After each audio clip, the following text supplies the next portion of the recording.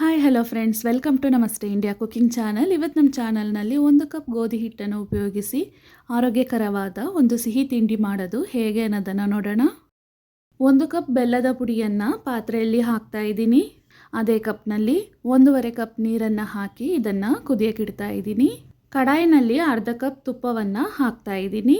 ಬೆಲ್ಲ ಒಂದು ಕಡೆ ಚೆನ್ನಾಗಿ ಕುದೀತಾ ಇದೆ. ಸ್ಟವನ್ನು ಲೋ ಫ್ಲೇಮ್ನಲ್ಲಿ ಇಟ್ಟಿರಬೇಕು.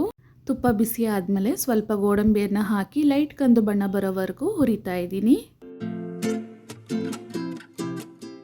ಗೋಡಂಬಿಯನ್ನು ಇದರಿಂದ ತೆಗೆದು ಇದೇ ತುಪ್ಪದಲ್ಲಿ 1 ಕಪ್ ಗೋಧಿ ಹಿಟ್ಟನ್ನು ಹಾಕ್ತಾ ಇದ್ದೀನಿ.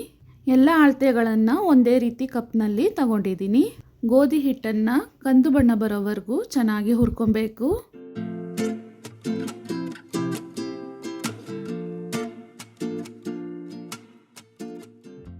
ಹಿಟ್ಟು ಚೆನ್ನಾಗಿ ಫ್ರೈ ಆಗ್ತಾ ನಾವು ಹಾಕಿದ್ದ ತುಪ್ಪ ಎಲ್ಲ ಮೇಲೆ ಬರ್ತಾ ಇದೆ. ಗೋಧಿ ಹಿಟ್ಟು ಈ ರೀತಿ ಫ್ರೈ ಆದಮೇಲೆ 4 ಏಲಕ್ಕಿಯ ಸಿಪ್ಪೆಯನ್ನು ತೆಗೆದು 1 ಸ್ಪೂನ್ ಸಕ್ಕರೆ ಜೊತೆಗೆ ಪುಡಿ ಮಾಡಿದ್ದೀನಿ. ಅದನ್ನು ಹಾಕ್ತಾ ಇದ್ದೀನಿ. ಸ್ಟವನ್ನು ಲೋ ಫ್ಲೇಮ್ನಲ್ಲಿ ಇಟ್ಟು ಕುದಿಯುತ್ತಿರುವ ಬೆಲ್ಲವನ್ನು ಶೋಧಿಸಿ ಇದರಲ್ಲಿ ಹಾಕ್ತಾ ಇದ್ದೀನಿ. ಬಣ್ಣ ಮತ್ತು ಎಕ್ಸ್ಟ್ರಾ ರುಚಿಗೋಸ್ಕರ ಸನ್ಪ್ಯೂರ್ ಬೆಲ್ಲದ ಪುಡಿಯನ್ನು ತಗೊಂಡಿದ್ದೀನಿ.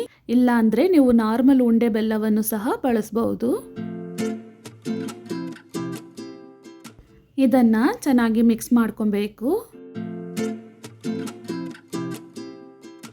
ನೋಡಿ, ಬೆಲ್ಲದ ನೀರು ಇವಾಗ ಪೂರ್ತಿ ಡ್ರೈ ಆಗಿದೆ. ಇನ್ನೊಂದು ನಿಮಿಷ ಚೆನ್ನಾಗಿ ಮಿಕ್ಸ್ ಮಾಡ್ಕೊಳ್ಳೋಣ. ಈ ರೀತಿ ಆದಮೇಲೆ ಸ್ಟವನ್ನು ಆಫ್ ಮಾಡಿ ತುಪ್ಪದಲ್ಲಿ ಹುರಿದ ಗೋಡಂಬಿಯನ್ನು ಹಾಕ್ತಾ ಇದ್ದೀನಿ. ಅಷ್ಟೇ, ಇವಾಗ ಗೋಧಿ ಹಿಟ್ಟಿನ ಸಿಹಿ ತಿನಿಸು ರೆಡಿಯಾಗಿದೆ.